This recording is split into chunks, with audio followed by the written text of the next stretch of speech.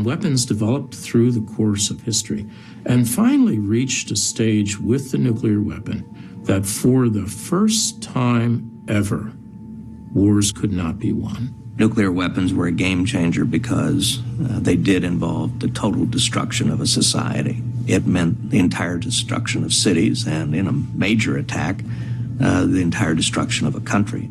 History is replete with examples of nations that miscalculated the potential costs of conflict or confrontation. With nuclear weapons, that miscalculation is much harder to make. What nuclear weapons do is make impossible to believe that any adversary could fight the United States and achieve a set of political and military objectives without incurring so much damage to itself as to make it not worthwhile as an endeavor.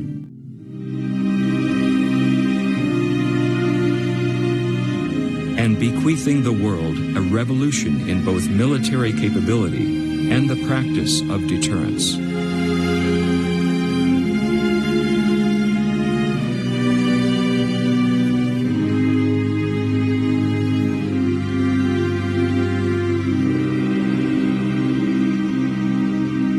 So that created a strategic pause, I believe, in large-scale warfare. And nuclear weapons, therefore, modified the behaviors of big powers towards one another as never before in history. States would have to confront the possibility of being highly vulnerable to other states with long-range weapons and with terrific destructive capacities. In the future, military forces are going to be needed to deter a war, to prevent wars, rather than to fight them.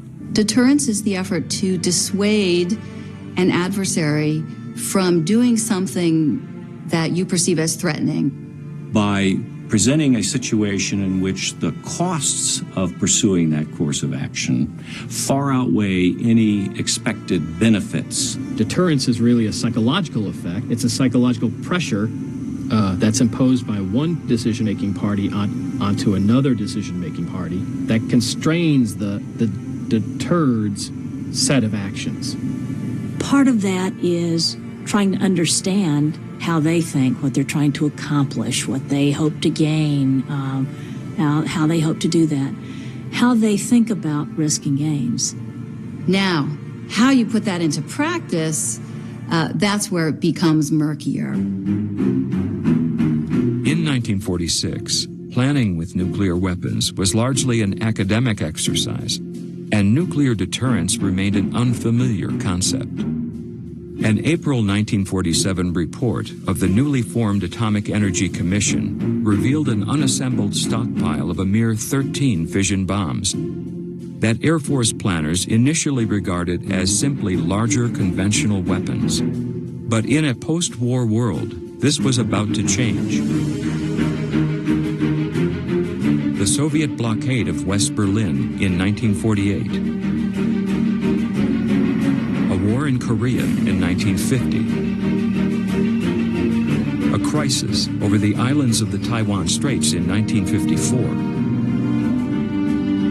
and a second challenge to the integrity of West Berlin in 1961, all drove the development of a vast U.S. nuclear arsenal and a policy of deterrence to guide war planning. Deterrence, in practice, began as ad hoc nuclear signaling exercised by Truman. It would veer perilously towards brinksmanship during the Eisenhower years. And then the concept would evolve rapidly among civilian nuclear strategists with principles like first strike, secure second strike, and mutually assured destruction. During the Cold War, the American economist and game theorist Tom Schelling compared two states with nuclear weapons engaged in crises as a game of chicken. He said it's like two teenagers going towards each other in cars. The first one swerves, loses. The one who has more nerve can win a crisis, even though neither side obviously wants to crash. That game of chicken became an analogy that people used to talk about the importance of resolve in crises. These are medium range. These are intermediate range. Both have nuclear strike capabilities.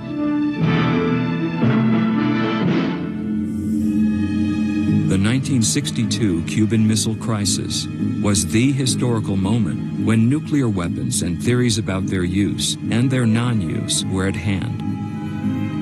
Deterrence did not fail, but many argue by only the narrowest of margins. Kennedy, in his Monday night speech, said if so much as a single one of those weapons explodes anywhere in the American hemisphere, we will consider that as an attack by the Soviet Union on the United States, requiring a full retaliatory response upon the Soviet Union. Now, nothing could be stupider than that. I don't think Khrushchev or anybody over there believed it, but I think maybe they thought, that guy's just crazy enough, he might do it. The threat that leaves something to chance.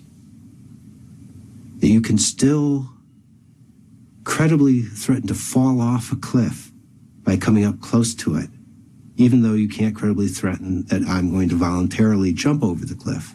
We've forgotten that central lesson that deterrence can work, but that's really risky.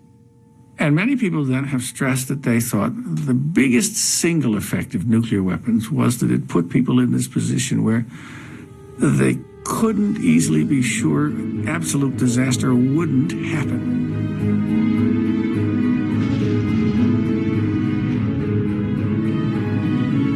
During the first 15 years of the Cold War, nuclear learning between the superpowers was uneven at best. There was profound fear in the early part of the Cold War, particularly pre-October 1962, pre-Cuba. I think the dangers were significantly higher than they're often played to be. And I think there weren't those well-established rules of the game between two actors who understood one another. I would say that the first 15 years were a model of how not to progress. There was this notion that we might be on the edge of an apocalypse. I don't think that we military officers in that era had completely internalized what nuclear war would be. I think we expected that there was a good possibility we'd be at war with the Soviet Union. I certainly did. Prior to the Cuban Missile Crisis, there were really no rules about the U.S.-Soviet nuclear relationship, and it was quite unstable, as all these crises revealed. One of the first crises after the end of the war was over Berlin, for example. The struggle for control of post-war Berlin would provide the first context for the use of nuclear weapons to signal resolve in a crisis. A four-power agreement to jointly govern the city was a key part of the Potsdam Declaration in 1945. Less than 3 years later, in 1948, with Germany split along an ideological and economic divide, and Berlin, a landlocked island 100 miles inside of the Russian sector, Stalin directly challenged the agreement and blocked all access to the city.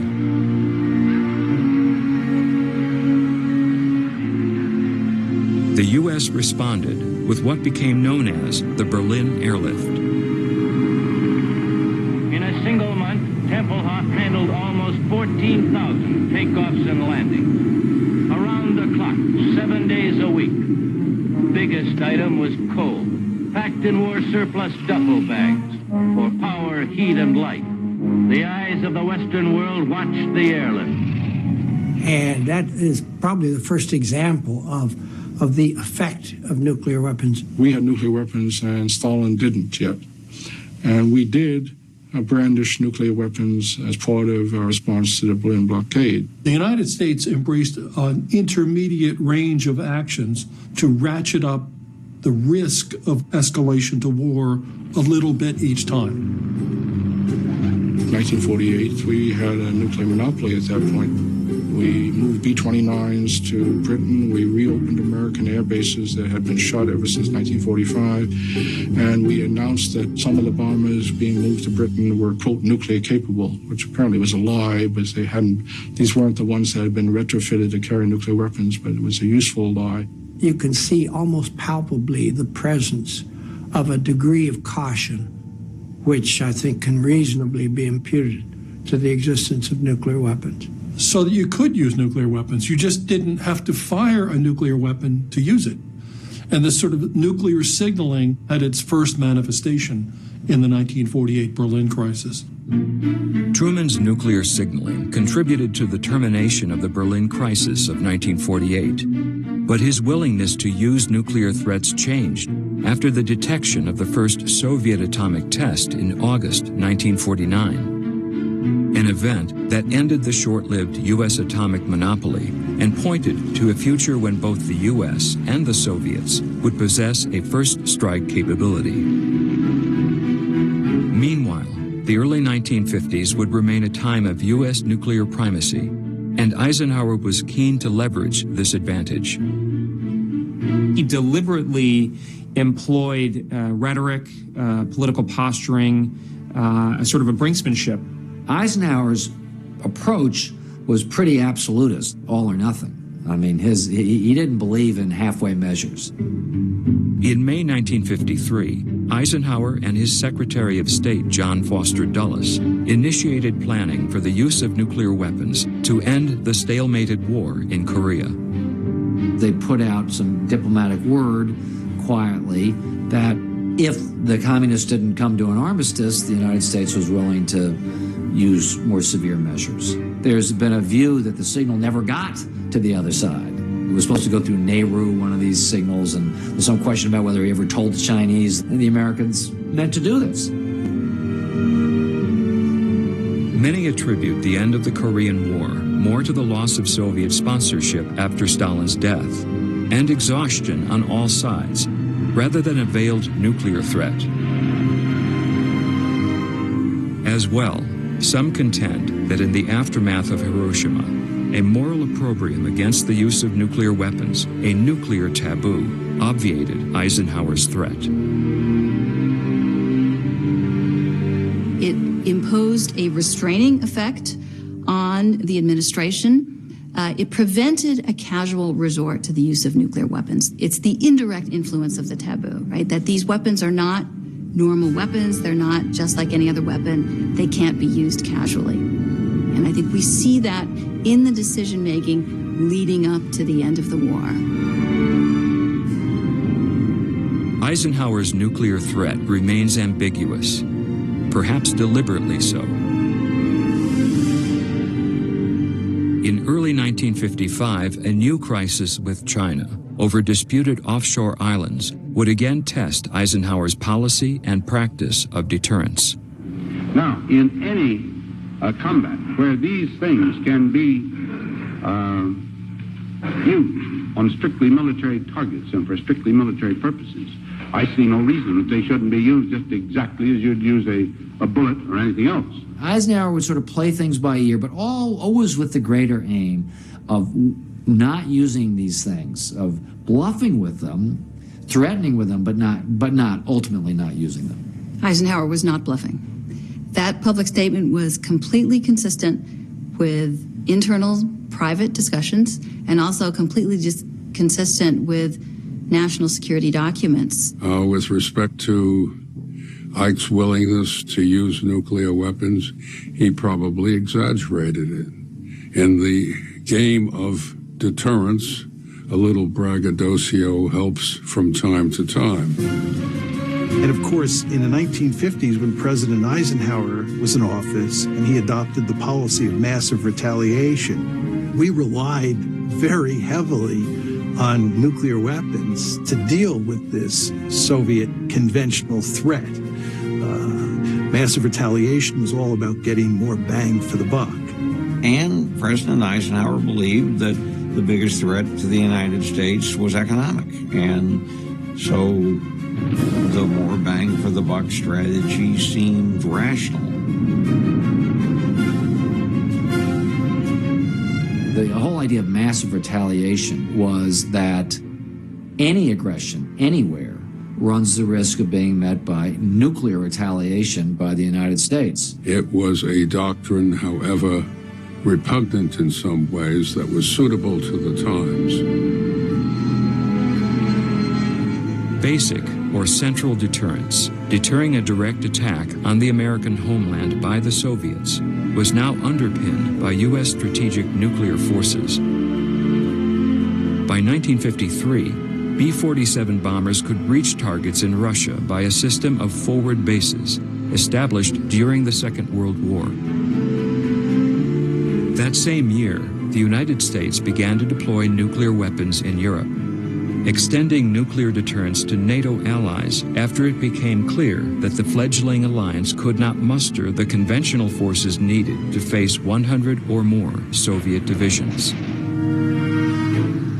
They were outmatched at the conventional level. And the way that the United States and NATO dealt with this problem was to rely on nuclear weapons through various arrangements where West German pilots and planes could use U.S. nuclear weapons. The United States deployed tactical nuclear weapons to manifest a threat that would leave something to chance. That if the Soviets invaded with 100 divisions into Western Europe, some of these tactical nuclear weapons on the American and NATO side would go off, even if we didn't want them to. Nuclear deterrence operated and in the end induced caution, but it also allowed and potentially in some ways enabled a brinksmanship that also involved a serious risk of war. The early Cold War saw two American presidents grapple with how to use nuclear weapons. Truman and Eisenhower used them to bargain, compel, deter, and assure, with mixed results.